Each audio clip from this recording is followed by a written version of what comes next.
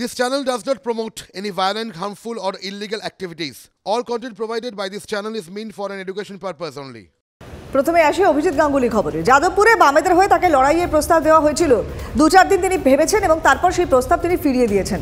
বিস্ফোরক দাবি করেছেন TV9 বাংলায় এসে অবসরপ্রাপ্ত বিচারপতি এবং বিজেপি নেতা অভিজিৎ গঙ্গোপাধ্যায়। শুনুন। ধর্মে বিশ্বাস করেন সেই জন্য বামেদের সঙ্গে যাননি, মানে বামপন্থীদের সঙ্গে আপনি যেতে পারতেন, অপশন ছিল। কংগ্রেসের ক্ষেত্রেও আপনি মতাদর্শগত জায়গার থেকে যাননি। বিজেপির ক্ষেত্রে আপনার সব কিছু ম্যাচ করেছে, সেই জন্যই গেছেন।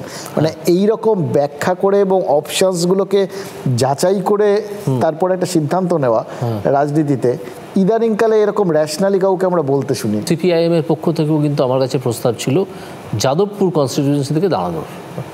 আমি 2-4 দিন সময় নিয়েছিলাম, নিয়ে বলে দিয়েছি না আমি পারছি না। তাতে ওনারা হয়তো দুঃখ পেয়েছেন, অনেকেই হয়তো যা চেয়েছিলেন আমি আসি। মানে এটা কি শুধু ওই ধর্মে বিশ্বাস করেন বলে যাদবপুরে দাঁড়ালেন না? না, আমি দেখলাম যে এই রাজনৈতিক দলটা, এই সিপিআইএম এমন একটা ওদের ভেতরের পার্টি শৃঙ্খলা বলে একটা জিনিস যেটা চালায়, সেটা এত একটা জটিল ব্যাপার এবং এই পার্টি শৃঙ্খলার ফাঁদে পড়ে কত লোকের যে 12টা বেজেছে, কত ভালো মানুষের যারা সত্যিকারের আবেগ নিয়ে বুদ্ধি দিয়ে রাজনীতি করতে গেছিলেন, ওই যে একটা পার্টির শৃঙ্খলা মুক্ত পার্টির ওপর থেকে চাপিয়ে দেওয়া, এটাই করতে হবে, অন্যটা করা যাবে না, ঠিক আছে, এইটার কোনো ক্রিয়েটিভ লোক এটা করতে পারেন না, এটা মানতে পারেন না। আমরা কথা বলেছিলাম সিপিএম নেতা এবং বিশিষ্ট আইনজীবী বিকাশ রঞ্জন ভট্টাচার্যের সঙ্গে। তিনি কি বললেন এর পরিপ্রেক্ষিতে শোনাবো। যদি তেমন থাকতো আমি বলতে পারতাম, হয়তো কেউ ব্যক্তিগতভাবে বলে থাকতে পারেন, যখন উনি বলছেন উনি তো অসত্য কথা বলছেন না। কিন্তু আমার কোনো ধারণা নেই যে পার্টি থেকে এমন কোনো প্রস্তাব দেওয়া হয়েছে। ওর মধ্যে একটা যা দেখা যাচ্ছে একটা ব্যক্তিগত ঝোঁক আছে, একটা ব্যক্তি প্রবণতা আছে। কমিউনিস্ট পার্টিতে ব্যক্তির গুরুত্ব অবশ্যই আছে, ব্যক্তির একটা ভূমিকাও আছে, কিন্তু সর্বশেষে হচ্ছে সামগ্রিকভাবে যে সিদ্ধান্ত হয়, যাকে আমরা বলি যৌথ সিদ্ধান্ত, সেই যৌথ সিদ্ধান্তকে মেনে নিতে হয়। উনি হয়তো ভেবেছেন যে যৌথ সিদ্ধান্ত ওর পছন্দ না হলে উনি মানতে পারবেন না। উনি তো ওর দিক থেকে ঠিক কথাই বলেছেন, এবং বরং একটা সত্য সামনে এলো যে কমিউনিস্ট পার্টি অনেক শৃঙ্খলাবদ্ধ পার্টি। পরে খবরে আসি। এই প্রথম পূর্ব মেদিনীপুরে অধিকারী পরিবার ছাড়া লোকসভা ভোটে লড়ছে তৃণমূল। বিগত লোকসভা নির্বাচনে পূর্ব মেদিনীপুরে 2 কেন্দ্রে প্রার্থী ঠিক করা নিয়ে তৃণমূলকে ভাবতে হয়নি, কিন্তু এবারে বিরোধী শিবিরে কাঁথির অধিকারী পরিবার আর সেই সঙ্গে বিজেপিতে হেভিওয়েট প্রার্থী। বিজেপির দাবি কাঁথি এবং তমলুক এই 2 কেন্দ্রে প্রার্থী বাছাই নিয়ে চিন্তিত শাসক শিবির।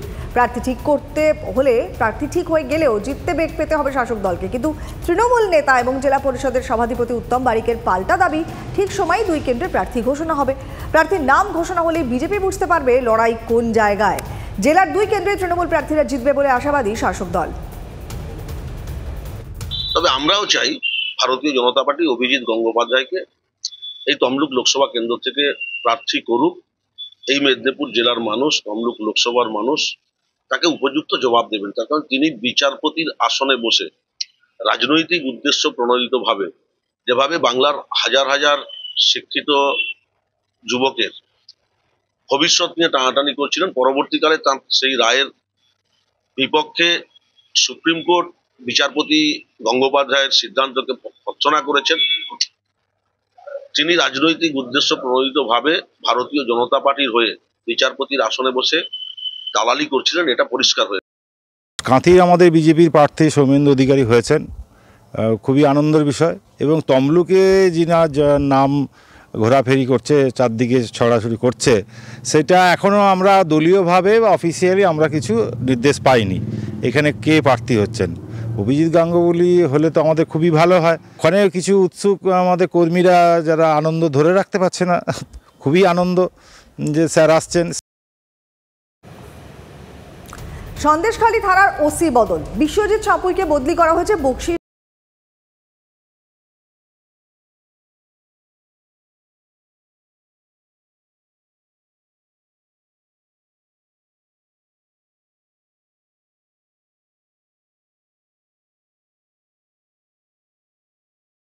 শাহজাহানকে হেফাজতে পেলেও এখনো খোঁজ মেলেনি শাহজাহানের ব্যবহৃত দুটি মোবাইলের। 5ই জানুয়ারি 3 মিনিটে 28 বার ফোন করেছিলেন শাহজাহান, দাবি করেছিল ইডি, আপনাদের মনে থাকবে। শাহজাহানের সেই দুটি মোবাইলের হদিশ পেতে মরিয়া সিবিআই।